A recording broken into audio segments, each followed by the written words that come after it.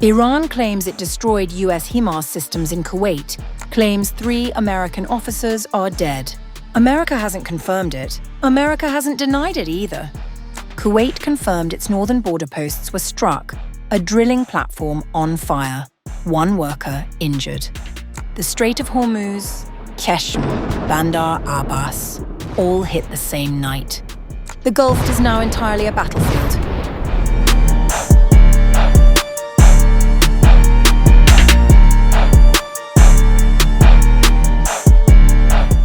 The military confrontation between the United States and Iran appears to be widening across the Gulf, with the Islamic Revolutionary Guard Corps, or IRGC, claiming that it launched a drone strike against American missile systems stationed in Kuwait on July 12th.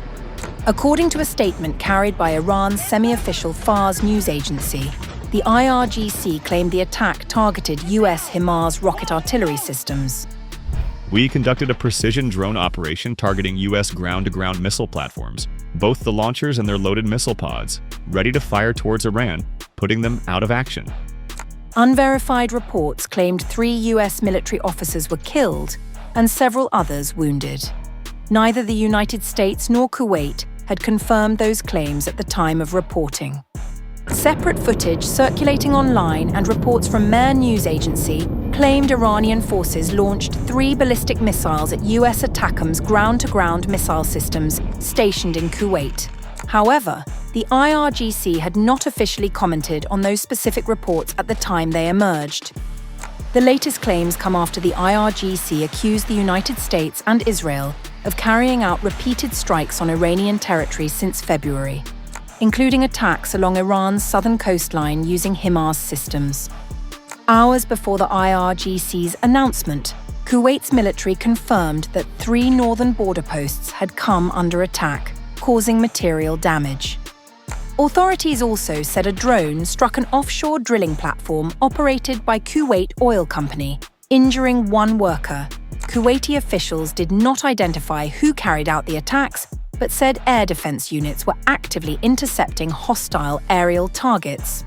Meanwhile, Mehr news agency reported fresh exchanges elsewhere in the region, claiming an Iranian strike targeted a US vessel in the Strait of Hormuz, while explosions were reported in the Iranian port cities of Qeshm and Bandar Abbas, following reported American attacks along Iran's southern coast. The reports could not be independently verified. With competing battlefield claims, limited independent verification, and no indication of de-escalation, tensions across the Gulf continue to rise as both Washington and Tehran exchange military actions and accusations.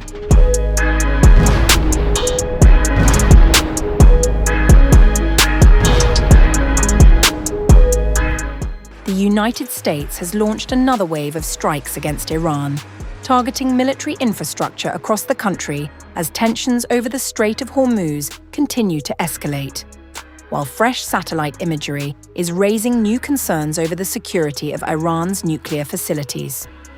According to US Central Command, American forces carried out coordinated attacks on dozens of targets on July 12th using fighter aircraft, naval vessels, one-way attack aerial drones, and, for the first time, one-way attack sea drones.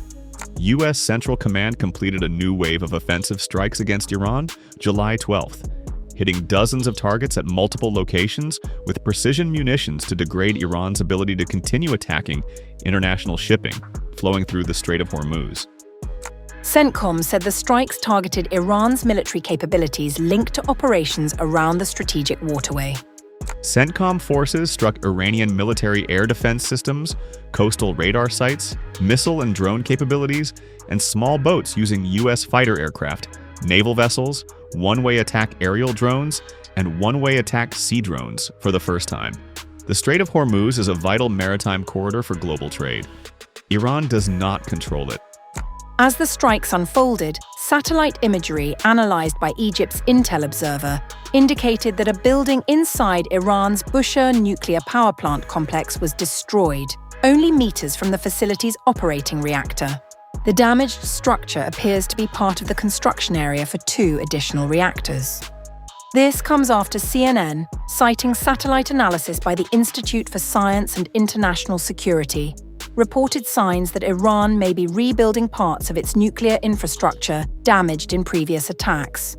Iran's Atomic Energy Organization, meanwhile, dismissed reports of a US strike on the Bushehr nuclear power plant, confirming that the facility is fully intact. The plant is operating under safe, stable, and normal conditions, with all units and facilities functioning normally. The Iranian Students' News Agency, citing Bushehr Governor Mohammad Mozaffari, reported that 10 US strikes targeted 4 sites in the southern province, with no casualties documented. Located on Iran's Gulf Coast, Bushehr is the country's first and largest nuclear power plant. It was built with Russian technical assistance. The developments have renewed attention to a warning issued in 2025 by IAEA Director General Rafael Grossi, who cautioned that any direct strike on Bushehr could trigger a major radiological disaster requiring evacuations across hundreds of kilometers, including parts of neighboring Gulf states. Meanwhile, footage aired by IRIB News showed a massive fire engulfing a destroyed hangar at Omidyeh Airport in Iran's southwestern Khuzestan province. Local officials said 4 locations across Omidyeh and Mashhad were struck by US projectiles shortly after 1:45 a.m. local time. Iran responded by announcing a new round of retaliatory operations against US military facilities across the Gulf. The IRGC said it targeted the Prince Hassan airbase in Jordan with missiles and drones, setting fire to several fuel depots and ammunition storage facilities. In a statement, the IRGC said the attack was the first phase of its response to US strikes on Iranian coastal military bases. Bahrain's Interior Ministry has said sirens have been sounded again, warning people to remain calm and head to the nearest safe place. The warning came as the IRGC claimed it had launched the second phase of its retaliation against Bahrain's Sheikh Issa airbase, saying it struck helicopter maintenance facilities, a hangar housing a P-8 maritime patrol aircraft, and a US drone command and control center. The IRGC also claimed its aerospace forces had completely destroyed fuel storage tanks and Patriot air defense systems at Ali Al Salem airbase in Kuwait, along with a strategic FPS radar system at Ahmed Al Jaber airbase, calling it the third phase of its Eye for an Eye operation.